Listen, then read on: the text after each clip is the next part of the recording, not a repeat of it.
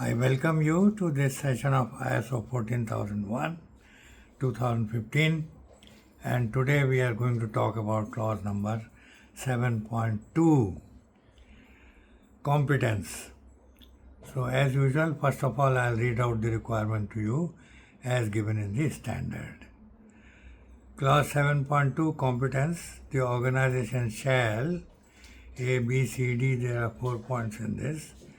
A, determine the necessary competence of persons doing work under its control that affects its environmental performance and its ability to fulfill its compliance obligations.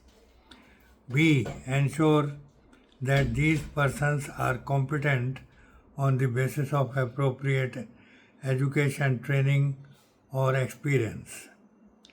C, determine training needs associated with its environmental aspects and its environmental management system.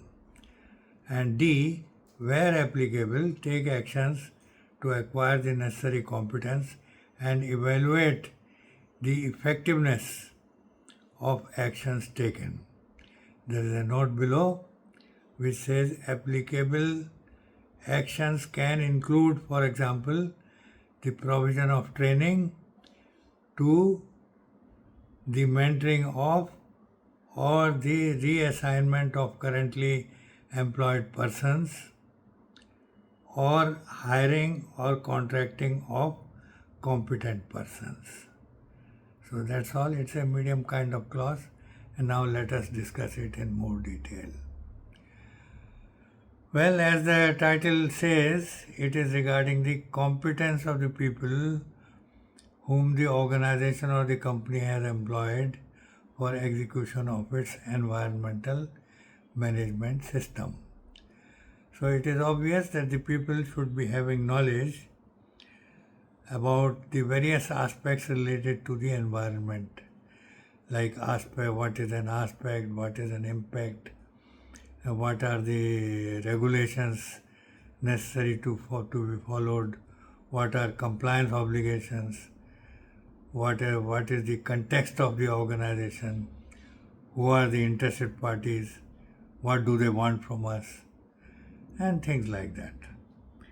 So the organization shall determine the necessary competence of persons doing work under its control that affects its environmental performance and its ability to fulfill the compliance obligations.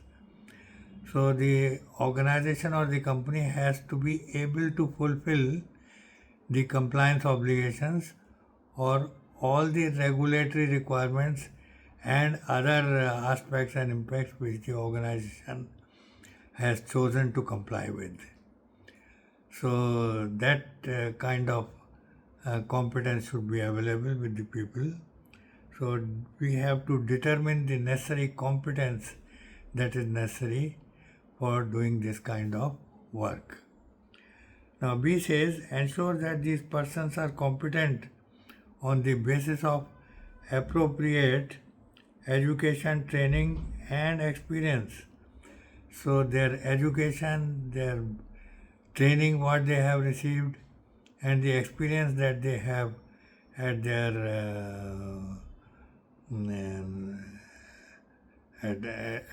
experience that they are having, that has to be taken into account to ensure that they are able to carry out the activities assigned to them. And C says, determine the training needs associated with its environmental aspects and environmental management system. So people may be required to be trained. They may not be fully aware as to how to execute their responsibilities with regard to the various aspects of the environmental management system. So they have got to be trained, and accordingly their training needs have associated with the environmental aspects and the environmental management system have got to be determined. They have got to be provided that training, and we have to finalize the the person who will provide the training, the venue of the training, how long the training will take place, and after we have given training, we have to assess whether the training was effective or not, and this has to be done after some period after the elapse of the training period. So possibly we can put it as a month. So after a month of providing training, we have to assess the effectiveness of the training provided to these people. So that if the training is not effective, then they have got to be trained again. So that is the kind of situation. Now, D is where applicable, actions to acquire the necessary competence and evaluate the effectiveness of the actions taken. So the necessary competence of the people has got to be evaluated, and the effectiveness of the training given has got to be established. See, if the training was not effective, they have got to be trained again. Because if the training is not effective, they will not be able to execute their part of the work. So accordingly, we have to ensure that whatever training is given to these people is effective in nature.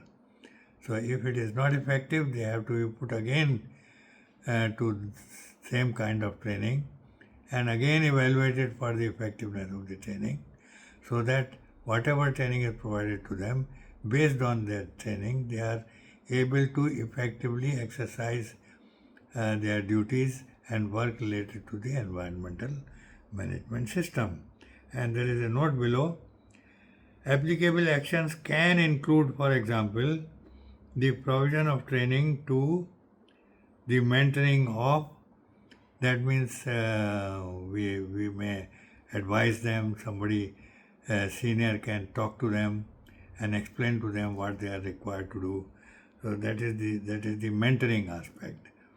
And if the training was not effective, they have to be provided with the training again. And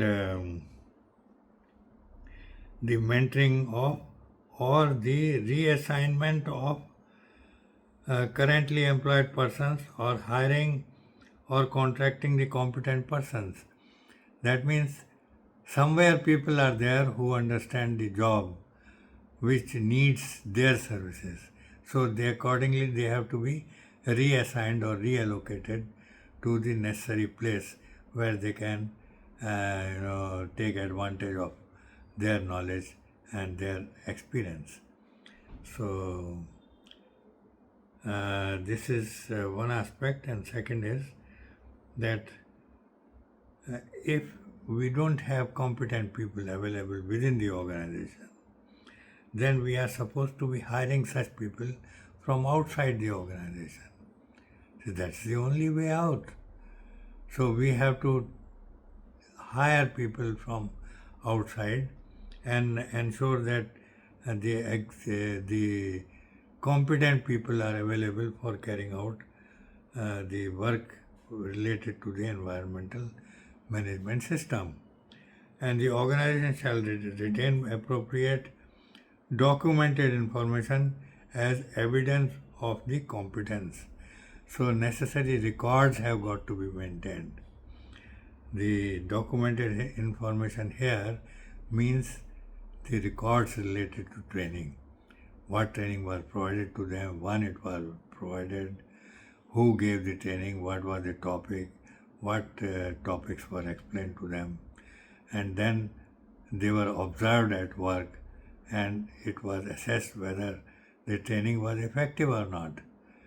So that has got to be done and recorded, and records have to be maintained. So I hope you have understood the requirement fully and completely.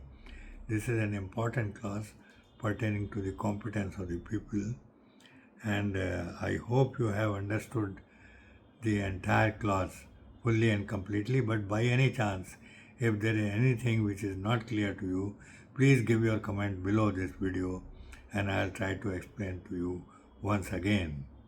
And please, if you are liking my videos, give me a thumbs up, give me a like, and also share my video with the colleagues working with you who may be working either on ISO 14000 in your organization or elsewhere, because they will also get benefited by the exchange of knowledge. So they will be able to understand the concept with regard to the competence of the people. And please do not forget to subscribe to my channel and also press the bell icon so that as and when I load my video, the information will reach you without any delay and you will be able to see my video without delay. Thank you, and we meet again on next Sunday where we talk about clause number 7.3, which is awareness. So thank you very much. Looking forward to see you again on next Sunday. Bye.